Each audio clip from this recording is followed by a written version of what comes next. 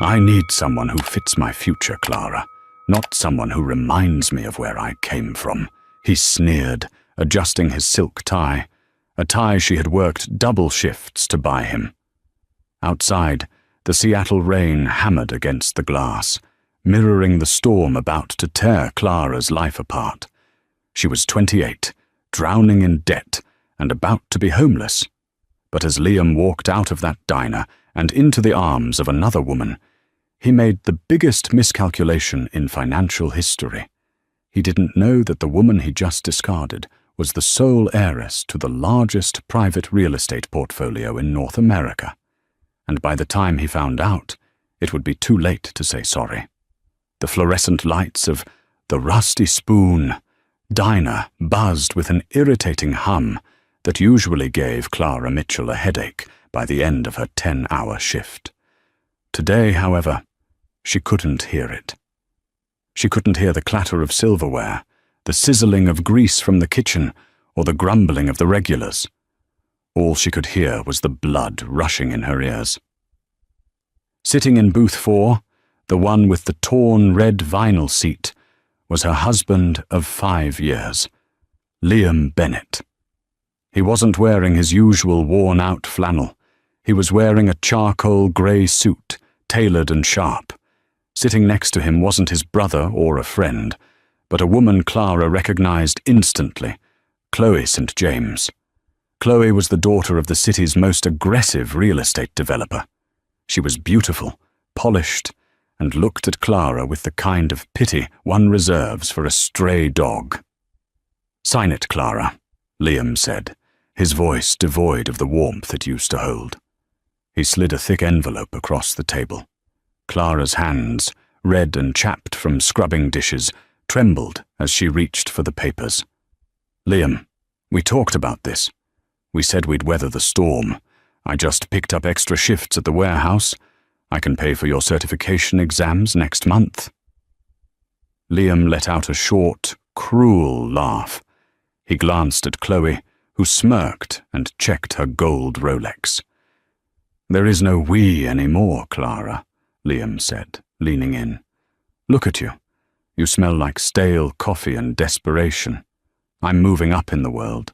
Chloe's father has offered me a junior partnership at St. James Development. I can't walk into those boardrooms with a wife who waits tables and shops at Goodwill." The cruelty of his words felt like a physical slap. Clara felt tears pricking her eyes, but she refused to let them fall. "I supported you for 5 years, Liam. When you lost your job at the firm, who paid the rent? When you needed a car, who took the bus so you could drive?" "That's ancient history," Liam snapped, his patience thinning. "You were a stepping stone, Clara. A placeholder. Now sign the papers. I'm generous. I'm letting you keep the debt on the credit cards, since most of it was for household expenses anyway." "Generous," Clara whispered, staring at the document. It was an uncontested divorce filing. He wanted everything severed immediately. No alimony, no division of assets, not that they had any. Just a clean break so he could marry into the St. James dynasty.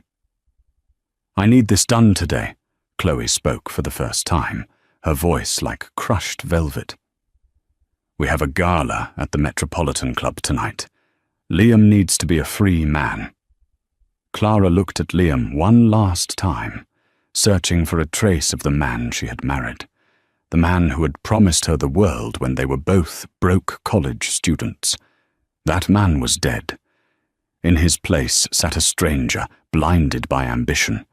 With a shaky hand, Clara picked up a cheap ballpoint pen from her apron pocket. She signed her name. Clara Mitchell. "Good," Liam said, snatching the papers back instantly. He stood up, not even looking at her. "Pack your things. I want the apartment cleared by tomorrow. The lease is in my name, and I'm breaking it." "Liam, I have nowhere to go," Clara pleaded, panic finally setting in. "It's mid-November." "Not my problem," he muttered. He took Chloe's arm, and together they walked out of the diner, leaving Clara alone in the booth. The manager, a gruff man named Rick, walked over. "Clara, if you're gonna cry, do it in the back. Customers are staring." "I'm not crying, Rick," Clara said, her voice stealing as she stood up. She untied her apron and threw it on the table. "And I'm not working. I quit." She walked out into the cold Seattle rain, homeless, husbandless, and penniless. She had $42 in her bank account and a maxed-out credit card. She walked for hours, the cold seeping into her bones, until she found herself sitting on a bench in a small park near the waterfront, watching the grey waves crash against the pier. She checked her phone. A notification from her banking app popped up. Overdraft fee applied. $35, that's all there was. She laughed, a hollow, broken sound. "Well," she whispered to the empty air, "it can't get any worse." She was wrong. It was about to get much, much stranger. Clara spent that night in a 24-hour laundromat, pretending to wash the same load of clothes over and over again, just to stay warm. By morning, she was exhausted, hungry, and her spirit was fractured. She was sitting in a public library, using the free Wi-Fi to search for women's shelters, when a man in a pristine black suit approached her table. He looked out of place among the dusty bookshelves and homeless patrons sleeping in chairs. He was older, perhaps in his 60s, with silver hair and wire-rimmed glasses that looked more expensive than Clara's entire life history. "Mrs. Bennet?" the man asked softly. Clara looked up, startled. "It's Mitchell. Clara Mitchell. And if you're a debt collector, you're wasting your time. You can't get blood from a stone." The man smiled gently. It wasn't a predatory smile. It was professional, almost reverent. "I'm not a debt collector, Miss Mitchell. My name is Silas Sterling. I am the senior executor for the law firm Sterling, Cooper, and Weiss, based in New York." Clara frowned. "New York? I've never been to New York." "No, but your grandmother was," Silas said. He pulled out a chair. "May I?" Clara nodded slowly, her heart pounding. "My grandmother died before I was born. My mum said she was a seamstress. Your mother protected you from the truth, perhaps to give you a normal life, or perhaps because she was estranged from her own mother," Silas explained, opening a leather briefcase. He pulled out a file stamped with a wax seal. "Your grandmother was indeed a seamstress 50 years ago, but she was also a woman of incredible business acumen. Her name was Evelyn Caldwell." Clara stared at him blankly. Caldwell, like the Caldwell Trust? Even in her poverty, Clara knew the name. The Caldwell Trust owned half the skyline in Chicago, vast stretches of land in Montana, and premium commercial blocks in Manhattan. It was an empire of old money and quiet power. "Precisely," Silas said. "Evelyn Caldwell passed away 3 days ago. She had been watching you for years, Clara. She knew about your mother's passing. She knew about your struggle. And she knew about your husband." Clara felt a chill run down her spine. "She watched me struggle? She watched me eat instant noodles for dinner for 3 years and did nothing?" "It was a test," Silas said, his voice dropping to a whisper. "Evelyn believed that wealth without character is a curse. She wanted to see if you would remain kind, hard-working, and loyal despite your hardships. She wanted to know if you were different from the people who usually surround the wealthy. People like Liam Bennett." Clara flinched at the name. "She had private investigators tracking you," Silas continued. "When Mr. Bennett served you divorce papers yesterday, a clause in Evelyn's will was triggered. Had you stayed married to him, the inheritance would have been placed in a trust until you were 50, to prevent him from accessing it. But since he has legally severed ties, Silas slid a document toward her. It wasn't a bill, it was a statement of assets. You are the sole beneficiary of the Caldwell estate, Clara. As of this morning, you are the owner of assets valued at approximately $1.3 billion, including liquid cash reserves of $80 million immediately available to you. The library spun. Clara gripped the edge of the table. This is a joke. Is this a prank show? Where are the cameras? This is very real, Miss Mitchell, Silas said, handing her a heavy black debit card. It was made of metal and had no numbers on it, just a chip and her name. This is your Centurion card. It is linked to your private holding account. I have a car waiting outside. We need to get you to the airport. The board of directors is waiting to meet you in New York. Clara looked at the card. Then she looked at her reflection in the library window, hair messy, wearing a thrift store coat. I can't go to New York, she stammered. I look like a mess. Silas stood up and buttoned his jacket. Ms. Mitchell, when you have $1 billion, you don't look like a mess. You look like you're setting a trend. However, if it makes you comfortable, we have a stylist waiting at the Four Seasons downtown to prepare you for the flight. Clara stood up. Her legs felt like jelly. Yesterday she had lost everything. Today, she owned everything. What about Liam? She asked, a sudden darkness entering her voice. Silas paused. A glint of steel appeared in his eyes. Mr. Bennett has made his choice. He chose a junior partnership at a local firm over the Empress of real estate. He is currently unaware of your change in circumstance. We can keep it that way for as long as you like. Or, Silas tilted his head. We can make his realization painful. Clara thought about the rain. She thought about the way Liam had looked at her in the diner. She thought about Chloe's smirk. Don't tell him, Clara said, her voice firming up. Not yet. I want him to succeed. I want him to climb that ladder. I want him to get to the very top, thinking he's won. Silas raised an eyebrow. And then? Clara clenched the black card in her hand. And then, I want to be the one who owns the ladder. Silas smiled, a genuine shark-like grin. I think you're going to be an excellent chairwoman, Miss Mitchell. Shall we? They walked out of the library. A sleek, black Rolls-Royce Phantom was parked illegally at the curb, a police officer standing nearby. Instead of writing a ticket, the officer was chatting respectfully with the driver. As Clara approached, the driver opened the rear door. She slid into the butter-soft leather interior. It smelled of expensive cologne and opportunity. As the car pulled away, Clara watched the streets of Seattle pass by, the streets she had walked in the rain just hours ago. Where to first, Miss Mitchell? Silas asked from the seat across her. The Four Seasons, Clara said.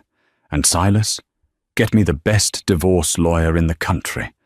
I signed Liam's papers, but I want to make sure the door is sealed shut before I open the vault.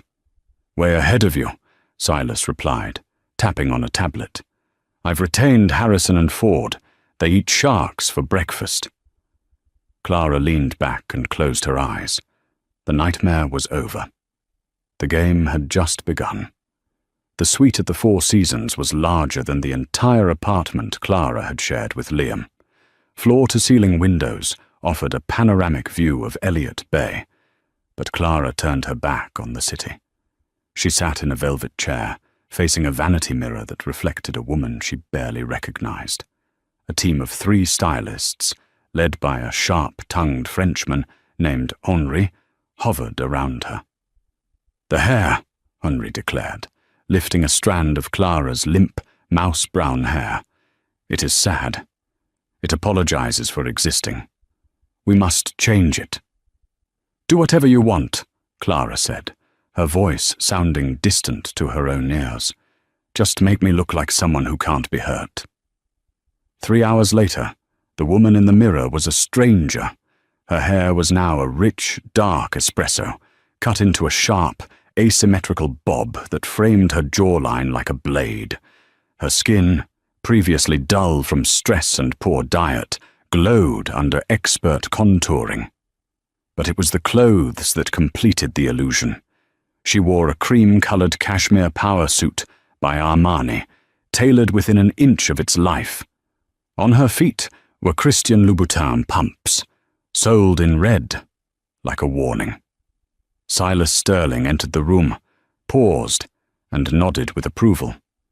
"The board won't know what hit them. The jet is fueled, Ms. Mitchell. We leave for New York in 20 minutes. On the private Gulfstream G650, Clara didn't sleep. Instead, she spent the 5-hour flight devouring the files Silas had provided. She memorized names, profit margins, debt ratios, and asset locations. She had spent 5 years managing a household on minimum wage. She knew how to budget. She realized quickly that a billion-dollar corporation wasn't so different from a household budget. It just had more zeros and less forgiveness. They landed in Teterboro and took a helicopter to Manhattan. The Caldwell Trust headquarters was a monolith of steel and glass on Park Avenue. The boardroom was freezing. A long mahogany table dominated the room, surrounded by 12 men and 1 woman, all of whom looked at Clara with thinly veiled skepticism. At the head of the table sat Tobias Rourke, the interim CEO. He was a bulldog of a man, thick-necked and red-faced. "Ms. Mitchell," Tobias said, not bothering to stand up. "This is unexpected. We were under the impression Evelyn would leave the trust to a charitable foundation, not an estranged granddaughter with 0 corporate experience." Clara stood at the foot of the table. She didn't sit. She placed her hands flat on the cold wood and leaned forward. "And I was under the impression that the Caldwell Trust saw a 4% decline in quarterly revenue under your leadership, Mr. Rourke," Clara said, her voice steady. She had memorized page 42 of the file. The room went silent. "That was a market correction," Tobias sputtered, his face reddening. "That was negligence," Clara corrected him. "I saw the portfolio. You're over-invested in commercial retail malls in the Midwest. Malls are dying.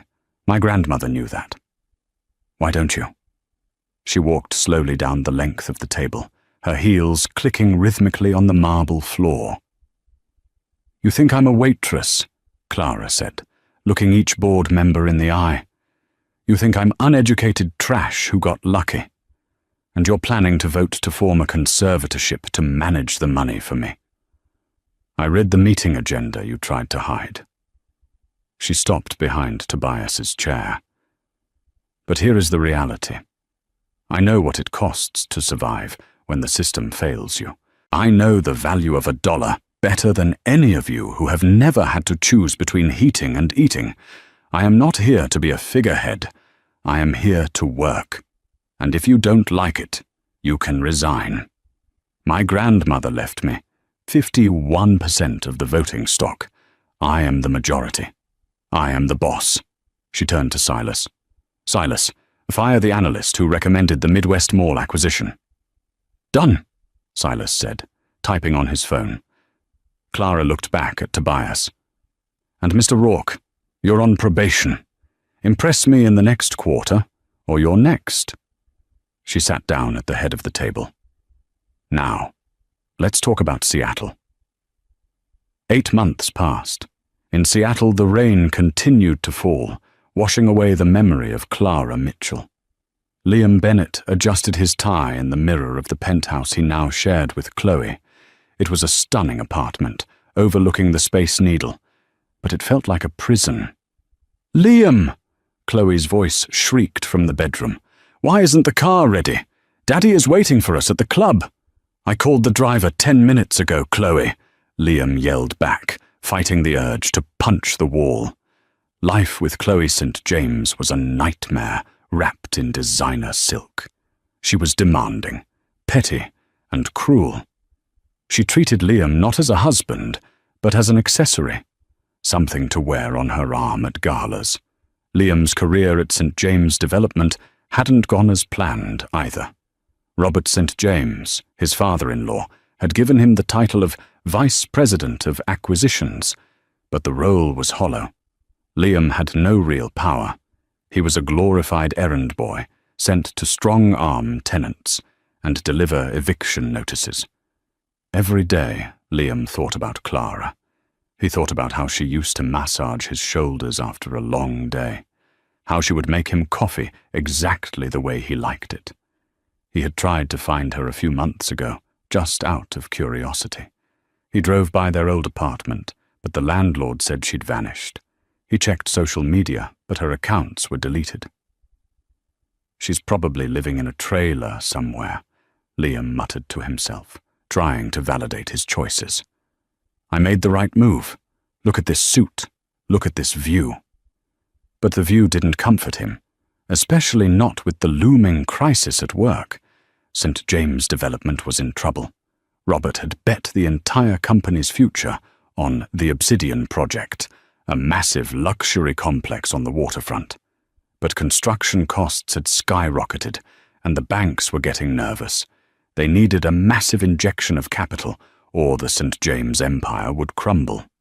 Meanwhile, 3,000 miles away in New York, Clara Mitchell had ceased to exist. In her place was Clara Caldwell. She had spent the last 8 months in a grueling boot camp of finance, real estate law, and corporate strategy. She worked 18-hour days. She absorbed information like a sponge. The softness was gone from her face, replaced by a cool, elegant reserve. She sat in her office on the 80th floor, looking at a digital map of Seattle. "Status on the St. James debt?" she asked, not looking up. Silas, who had become her most trusted advisor and father figure, stood by the window. "We've acquired 60% of their outstanding loans from the secondary market. We effectively own their mortgage.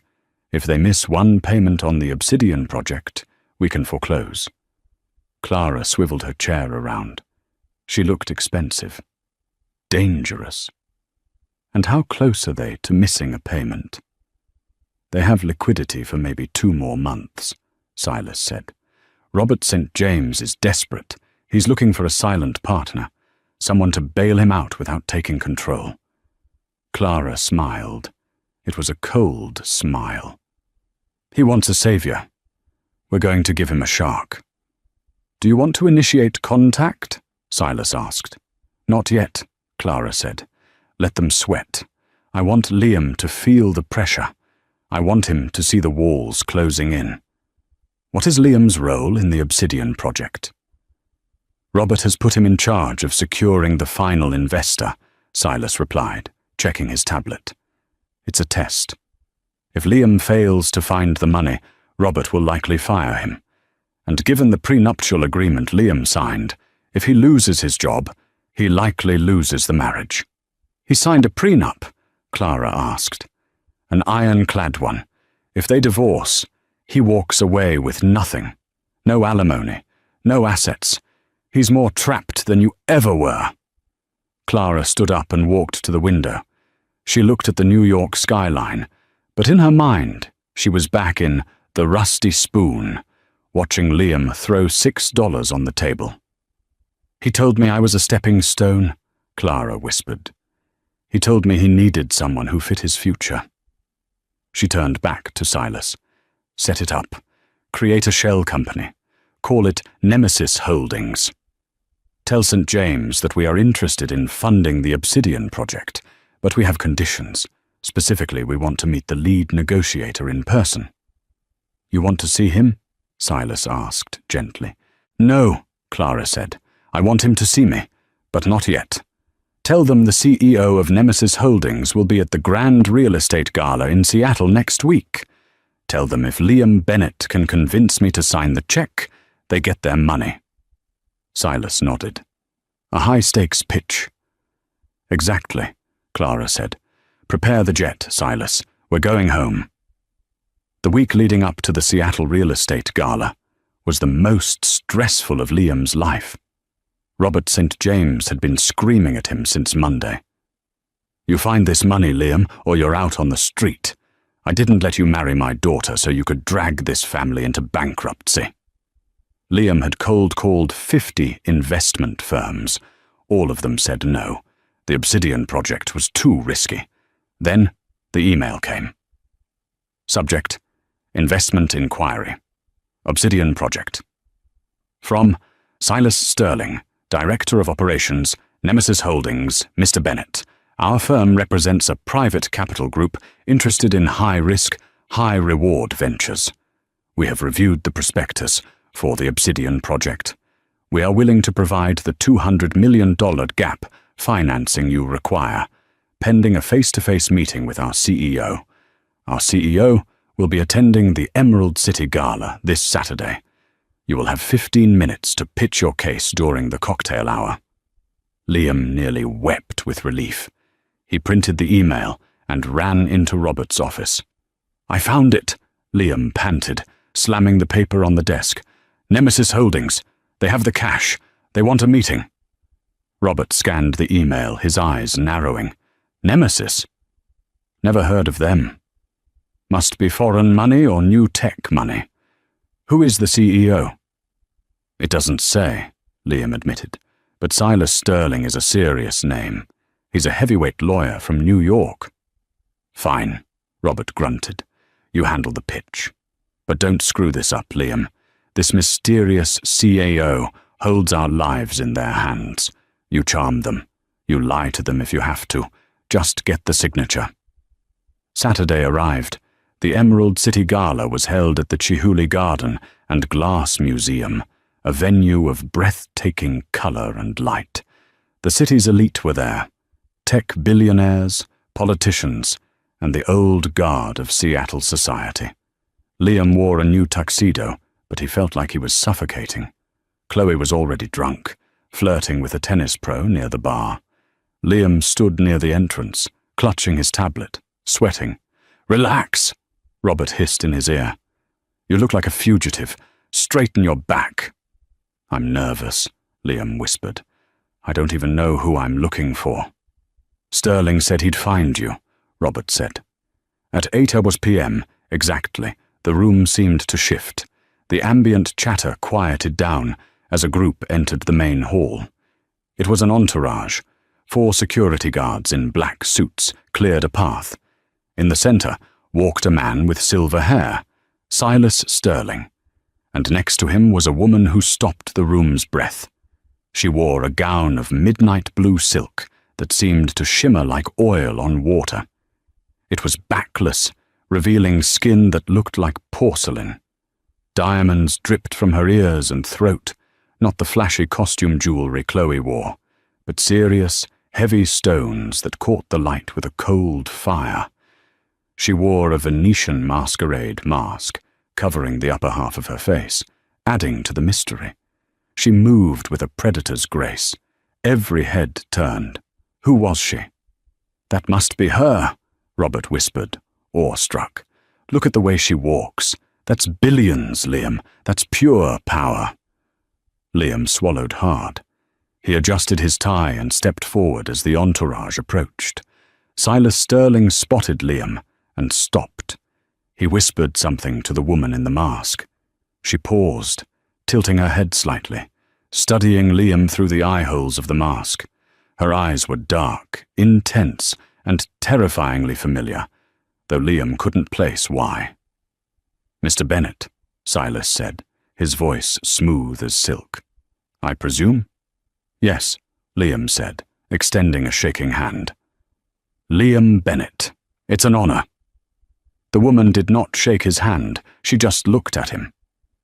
"This is the chairwoman of Nemesis Holdings," Silas introduced. "She prefers to remain anonymous until business is concluded. She has agreed to hear your proposal." "Thank you," Liam said, his voice cracking. "Please, let's go to the private lounge." They moved to a secluded area of the museum, away from the prying eyes of the party. The woman sat on a leather sofa, her posture regal. Silas stood behind her. "You have 5 minutes, Mr. Bennett," the woman said. Her voice was altered, slightly synthesized, perhaps by a device in the mask, or maybe she was just speaking in a lower register. But it sent a shiver down Liam's spine. Liam launched into his pitch. He showed the graphs. He talked about projected ROI. He talked about the luxury amenities of the Obsidian Towers. He was desperate, and it showed. He was begging. "We just need a partner who sees the vision," Liam concluded, sweat dripping down his temple. "St. James Development is a family company. We value loyalty and integrity." At the word integrity, the woman let out a low, soft laugh. It was a dry, humorless sound. "Integrity," she repeated. "That is a fascinating word coming from you, Liam." Liam froze. The way she said his name, no synthesizer could hide the inflection. "I'm sorry," Liam stammered. The woman reached up. The room went dead silent. "You said you wanted a partner who fits your future," she said, her voice returning to its natural, clear tone, a voice Liam had heard every day for 5 years. "You said you needed to cut ties with the past." She pulled the ribbon of the mask. The velvet fell away. Liam's brain short-circuited. He looked at the high cheekbones, the sharp makeup, the billion-dollar diamonds. He looked at the eyes of the woman he had discarded in a diner for the price of a hamburger. "Hello, Liam," Clara said, smiling the smile of an executioner. Liam stumbled back, hitting a waiter's tray. Glasses shattered on the floor. "Clara? No, that's impossible. You're a waitress." "I was a waitress," Clara corrected, standing up. She towered over him in her heels. "Now? I'm the one buying your debt. I'm the one holding the mortgage on your father-in-law's company. And I'm the one deciding if you have a job tomorrow." The commotion attracted attention. Robert St. James rushed over, followed by Chloe. "What is going on here?" Robert demanded. "Did he offend you, Madame Chairwoman?" Clara looked at Robert, then at Chloe. Chloe looked confused, squinting at Clara as if trying to recall a bad dream. "You!" Chloe gasped. "The dishwasher." "I prefer landlord now," Clara said icily. She picked up Liam's pitch deck from the table and dropped it into a nearby trash can. "Mr. St. James," Clara said, addressing Robert, "your son-in-law just gave a very passionate speech about loyalty.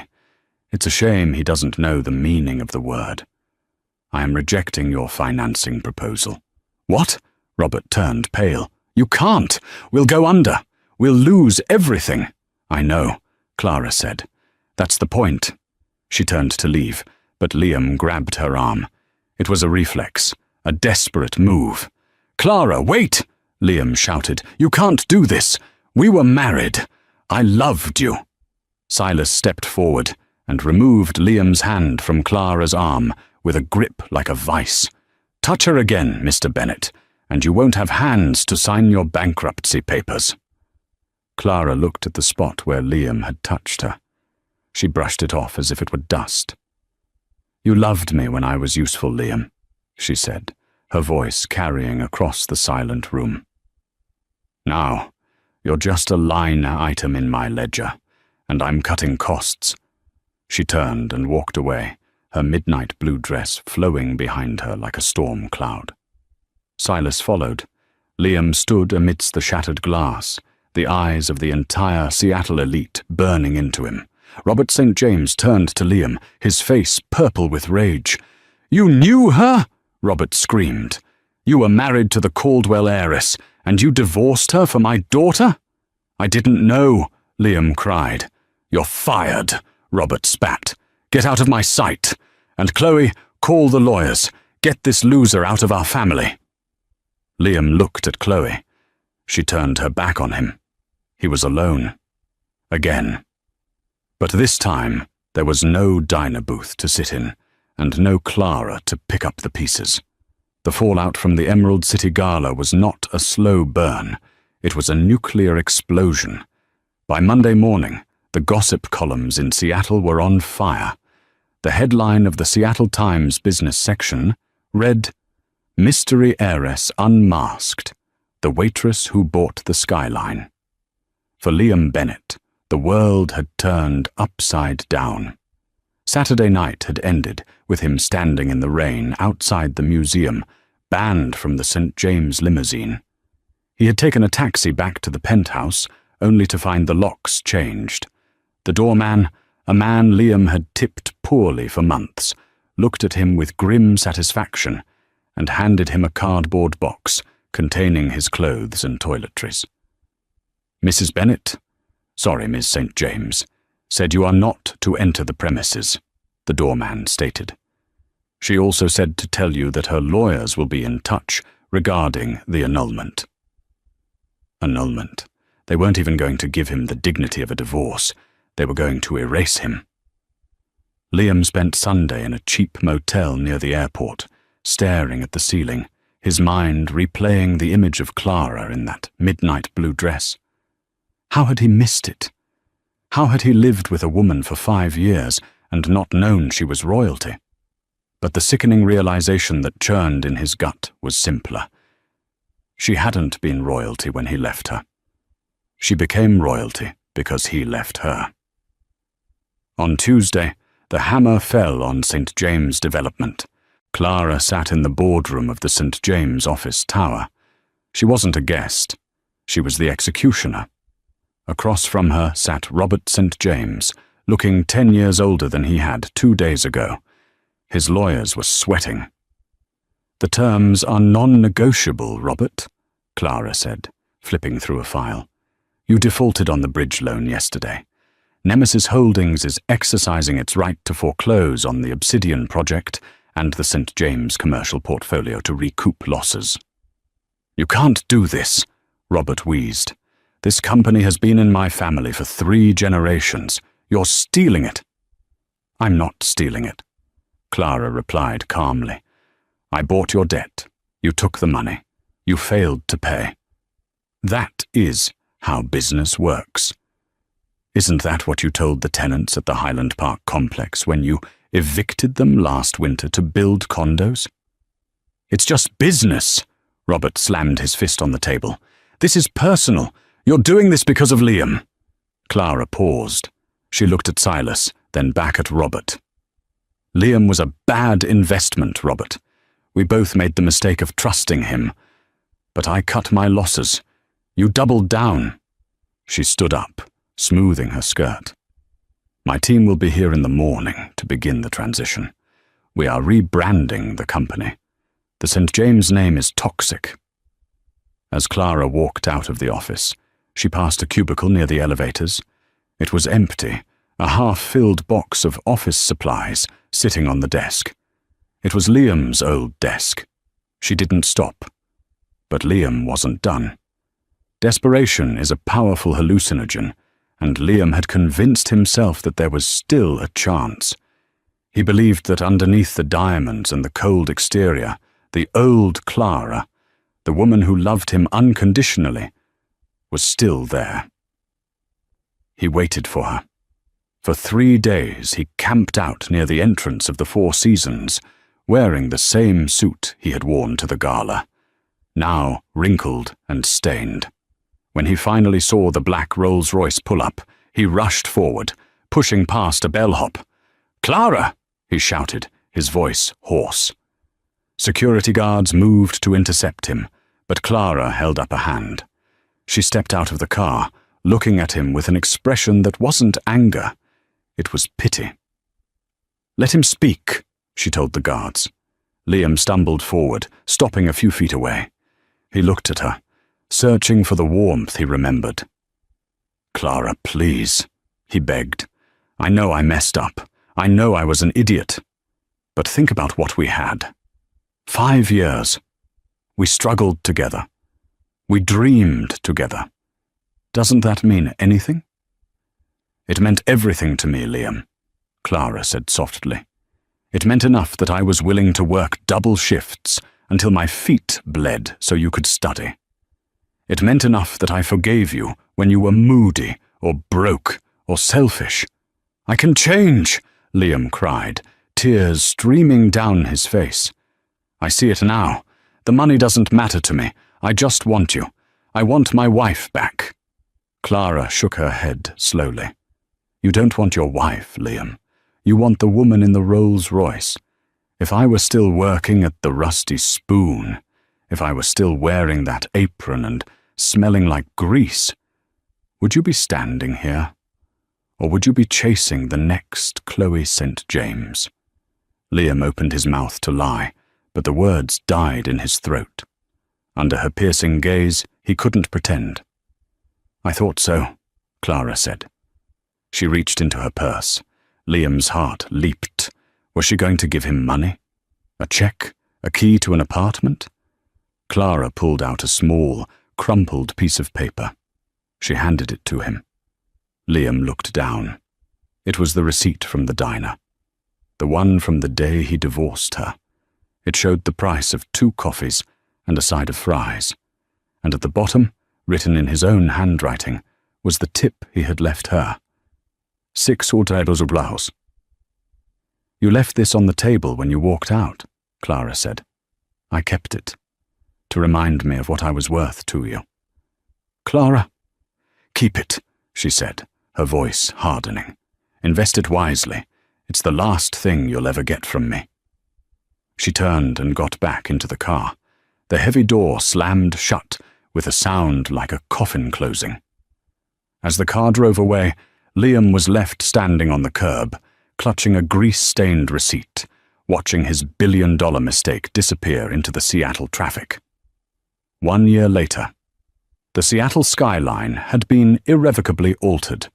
Where the rusted, abandoned steel skeleton of the failed Obsidian project once stood, a monument to greed and poor planning, a new structure now pierced the low-hanging clouds. It was a marvel of modern engineering, a twisting spire of glass and vertical gardens that seemed to breathe with the city. It was named the Evelyn Tower. It was the crown jewel of the Caldwell Trust's portfolio, but it was also a slap in the face to the traditional real estate moguls who had laughed at Clara Mitchell just 12 months prior. The building was a revolutionary mixed-use concept. The bottom 15 floors were designated as high-quality, subsidized housing for the city's service workers, teachers, nurses, and, yes, waitresses, while the upper floors housed the most expensive commercial office space in the Pacific Northwest. The rent from the tech giants at the top paid for the homes of the workers at the bottom. Wall Street analysts had called it financial suicide. Today, upon its opening, it was 100% occupied and projected to be the most profitable building in the city's history. On the 90th floor observation deck, the air was thin and crisp. A string quartet played softly in the corner, competing with the murmur of Seattle's elite, senators, tech moguls, and foreign dignitaries, all waiting for a glimpse of the woman who had built this. Clara stood at the edge of the terrace, her hands resting on the cold glass railing. She wasn't wearing the severe power suits that had been her armor during the hostile takeover of the St. James assets.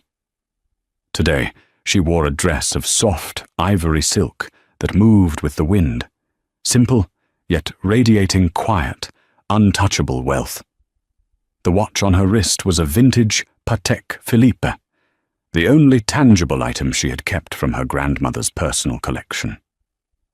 Silas Sterling appeared at her elbow, silent as a ghost. He held 2 crystal flutes of vintage Dom Perignon. "The mayor is asking for you, Clara," Silas said, his voice low. "And the governor is trying to convince the press that he supported this project from day one, despite the public record stating otherwise." Clara took the glass, a faint, knowing smile playing on her lips. "Let them talk, Silas. Success has 1,000 fathers, while failure is an orphan. I remember who stood by me when this was just a blueprint and a crater in the ground." "Your grandmother would have loved this view," Silas remarked, looking out over Elliott Bay, where the ferries cut white lines across the dark water. "She always wanted to change the skyline, but you changed the city's soul." Clara took a sip of the champagne. It tasted like victory, cold and sharp. "I didn't do it to change the soul, Silas. I did it to prove that you don't have to destroy people to build something beautiful." She turned her back to the view, facing her mentor. "Is the acquisition of the St. James estate finalized?" "Signed and sealed this morning," Silas confirmed, pulling a slim tablet from his jacket. "Robert St. James has declared personal bankruptcy. He's moved to a one-bedroom condo in Boca Raton. The St. James brand is dead. We buried it under the foundation of this tower." "Good," Clara said, her voice devoid of malice, flat and factual. "And the loose end?" Silas paused. He knew exactly who she meant. "That is a more specific situation," Silas said, stepping closer to the railing and looking down, way down, to the street level nearly 1,000 feet below. "We contracted a local landscaping firm to handle the plaza and the exterior gardens. They specialize in hiring men with difficult work histories, people who have been blacklisted from corporate jobs." Clara's eyebrows rose slightly. "Mr. Bennett is currently employed by Greenleaf Landscaping," Silas revealed. "He is part of the ground crew. In fact, if my schedule is correct, he is currently planting the red azaleas lining the main entrance for the ribbon-cutting ceremony." Clara froze. The man who had told her she didn't fit his future was now literally gardening in her front yard. "Does he know?" Clara asked. "The building is plastered with your name, Clara," Silas noted. "He knows." Clara walked to the edge. She looked down. From this height, the people on the sidewalk were nothing more than specks, ants scurrying about their business. She tried to single out one specific speck to feel some surge of anger or vindication or even pity. Down on the street, the reality was much grittier. The wind at street level wasn't a gentle breeze. It was a gusty tunnel effect created by the massive tower. Liam Bennett wiped a mixture of sweat and dirt from his forehead with the back of a gloved hand. He was wearing a neon yellow safety vest over a stained t-shirt. His knees ached from kneeling on the concrete pavers for 6 hours. "Come on, Bennett!" the foreman shouted, checking his clipboard. "The ceremony starts in 10 minutes. If those bushes aren't straight, you're docked half a day's pay." I'm going," Liam muttered, grabbing another heavy pot of soil. His hands, once manicured for shaking hands in boardrooms, were now calloused and permanently stained with earth. No law firm would hire him after the St. James debacle. His reputation as the man who fumbled the biggest bag in Seattle history had made him a pariah. He had lost the penthouse, the car, the suits, and eventually his dignity. He jammed the shovel into the earth. Above him, a massive LED screen attached to the side of the building flickered to life. The audio system boomed across the plaza, echoing off the surrounding skyscrapers. "Ladies and gentlemen, please welcome the chairwoman of Caldwell Enterprises, the visionary behind the Evelyn Tower, Ms. Clara Caldwell."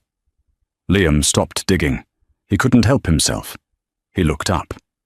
On the giant screen, high definition and 50 feet tall, was Clara.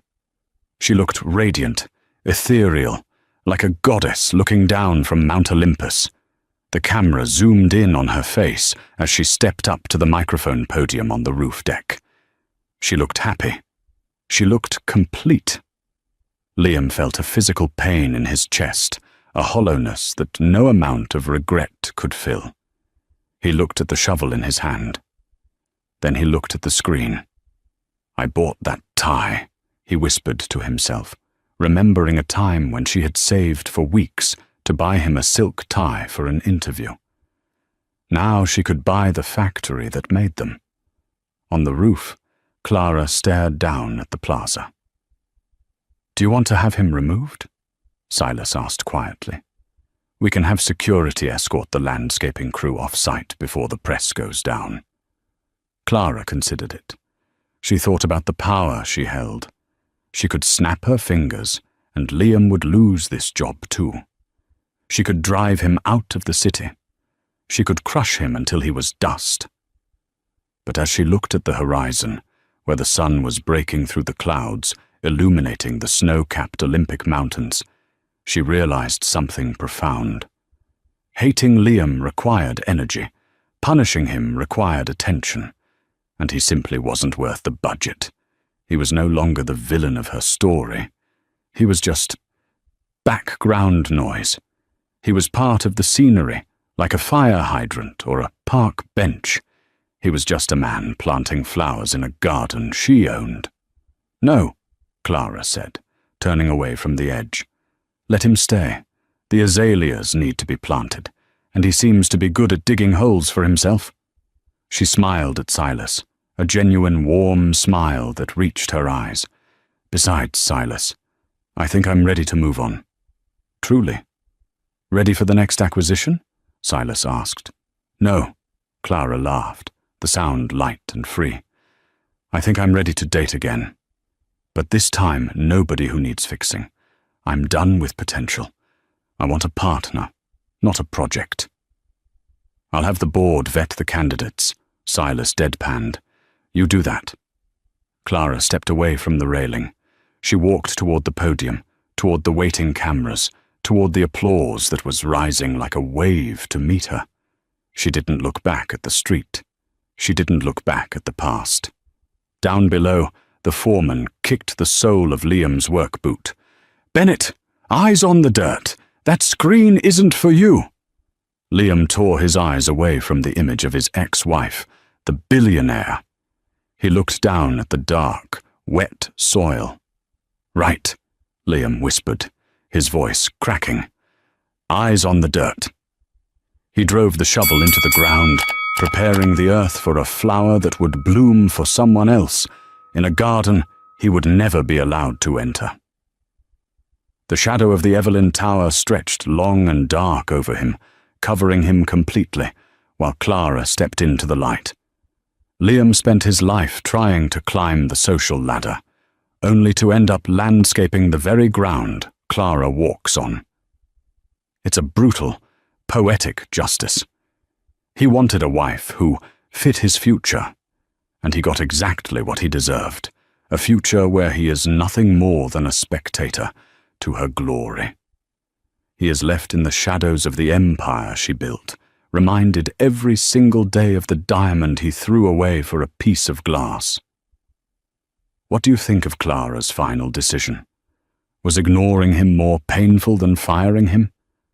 And be honest, if you were Clara, would you have gone down there to say one last thing to him? Or would you have let him dig in the dirt? Let me know your thoughts in the comments below. If you loved this story of karma and redemption, please smash that like button and subscribe to the channel. Turn on the notification bell so you don't miss our next story. Thanks for watching, and see you next time.